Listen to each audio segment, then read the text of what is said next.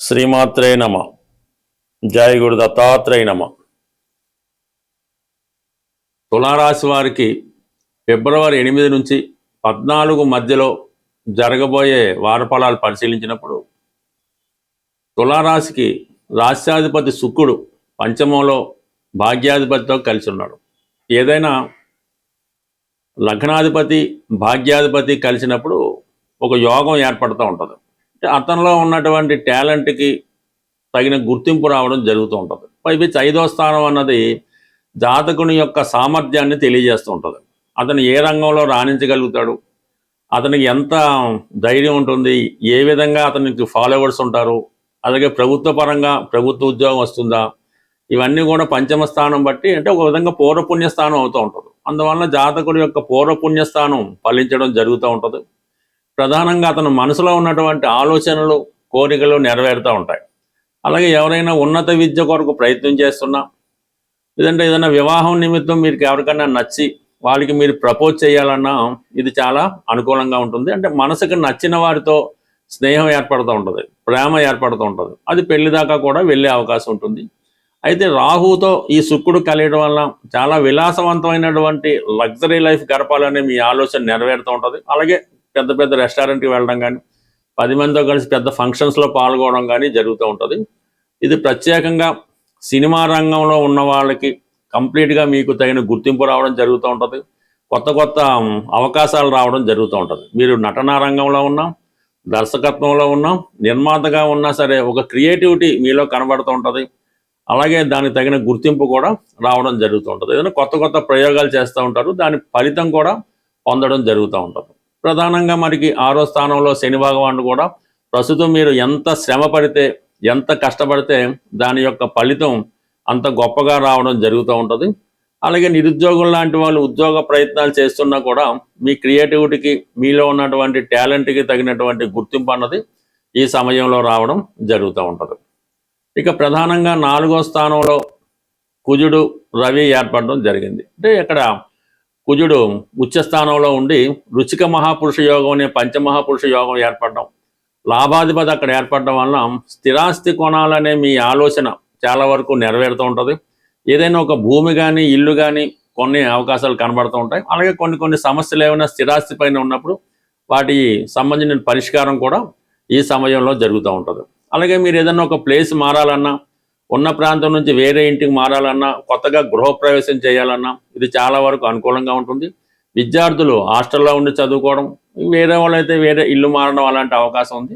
ఏదైనా చతుర్థ భావానికి సంబంధించినటువంటి సమస్యలు ఏవైనా ఉంటే అవి కంప్లీట్గా పరిష్కారం అవుతాయి. అంటే చతుర్థ భావం అంటే విద్య, ఆరోగ్యం, తల్లి, స్థిరాస్తులు, సుఖ సంతోషాలకు సంబంధించినవి, మనసుకి సంతోషాన్ని కలిగించే విషయాలు ఇవన్నీ కూడా జాతకుడు చాలా వరకు వాటిని రెక్టిఫై చేసి ఒక సరైనటువంటి మార్గంలో పెట్టే ప్రయత్నం జరుగుతూ ఉంటుంది. ఇక ప్రధానంగా మరి లాభస్థానంలో కేతుగ్రహం ఉండడం వల్ల ఏదైనా ఒక ఆధ్యాత్మిక గురువుని మీరు కలుసుకుంటారు. వారు చెప్పిన విధంగా కొన్ని నడుచుకోవడం కానీ వాళ్ళని అనుసరించడం కానీ జరుగుతూ ఉంటుంది. బట్ ఏదైనా మీరు ఈ సమయంలో ఏదైనా ఒక నిర్ణయం తీసుకునే ముందు మీకు ఎవరైతే గురువు ఉంటారో వాళ్ళని కానీ, మీ ఆత్మసాక్షిని కానీ, లేదంటే సాక్షాత్తు ఆ భగవంతుడిని కానీ కృప అనుగ్రహం పొంది వారి యొక్క ఆశీస్సులు మీకు పొందినప్పుడు కంప్లీట్గా మీ యొక్క సమస్యలు పరిష్కారం జరుగుతూ ఉంటుంది. దానికి అనుగుణంగా భాగ్యస్థానంలో గురుగ్రహం వక్రగమన సంచారం వల్ల ఏదైనా దూర ప్రాంతం కానీ విదేశ ప్రయత్నాలు కానీ ఫలిస్తూ ఉంటాయి. దూర ప్రాంతంలో ఉన్నటువంటి పుణ్యక్షేత్రాన్ని దర్శిద్దామనే మీ ఆలోచన నెరవేరుతూ ఉంటుంది. అలాగే భక్తిభావాన్ని, ధర్మాన్ని రక్షించే ప్రయత్నం చేస్తుంటారు. ప్రతి ఒక్కరు నిజాయితీగా పర్ఫెక్ట్గా ఉండాలనే మీ యొక్క ఆలోచన ఈ ధర్మ ప్రచారంలో మీరు మీ భాగాన్ని పంచుకోవడం జరుగుతూ ఉంటుంది. ఎక్కడ అన్యాయం జరిగినా, ఎక్కడ ఏదైనా ఇబ్బందులు ఉన్నా, మన ధర్మానికి గౌరవభంగం కలిగినా ఎంబటినే మీరు స్పందించి తగు విధంగా పరిష్కరించే ప్రయత్నం చేయడం కూడా జరుగుతూ ఉంటుంది. బట్ ఏదైనా తులారాశి వారికి ఈ వారంలో చాలా వరకు కొన్ని శుభవార్తలు మీరు ఈ వారంలో వినడం జరుగుతుంది. అది ప్రేమ సంబంధించిన, పెళ్లి సంబంధించిన విషయంలో, సంతాన సంబంధించిన విషయాల్లో కొన్ని ముఖ్యమైనటువంటి మార్పులు రావడం జరుగుతుంటుంది. కొంతమంది వృత్తి అయినా మారాలనుకుంటే, ఏదైనా ఒక రంగంలోకి వేరే రంగంలోకి మారాలనుకున్న వారికి ఇది చాలా వరకు అనుకూలించే అవకాశం ఉంది. బట్ ఏదైనా ఈ తులారాశి వారికి ఒక సెలబ్రిటీ హోదా ఈ వారంలో రావడం జరుగుతుంది. ఈ వారంలో ప్రధానంగా శని త్రయోదశి 14వ తారీఖున శని త్రయోదశి రావడం జరిగింది.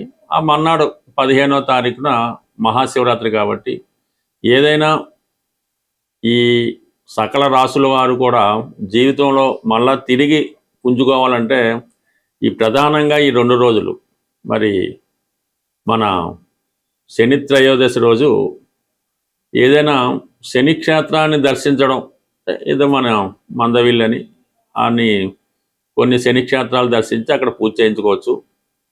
లేని పక్షంలో ప్రధానంగా శివాలయంలో ఉన్నటువంటి నవగ్రహాల్లో ఉన్నటువంటి శని భగవానుడికి అక్కడ ఉన్నటువంటి పంతులు గారి ద్వారా కంప్లీట్గా మీరు మరి విధి విధానంగా శని భగవానుడికి తైలాభిషేకం చేసి చక్కగా ఈ తైలాభిషేకం జరిగిన తర్వాత ఆ ప్రధాన దేవాలయంలో ఉన్నటువంటి పరమశివుని కూడా దర్శించుకొని ఆ రోజు కంపల్సరీగా మీరు అంటే చాలాసార్లు చెప్పినప్పటికి కూడా కొత్త వారి కోసం ఆయిల్తో చేసిన పదార్థాలు ఏమీ తినకూడదు.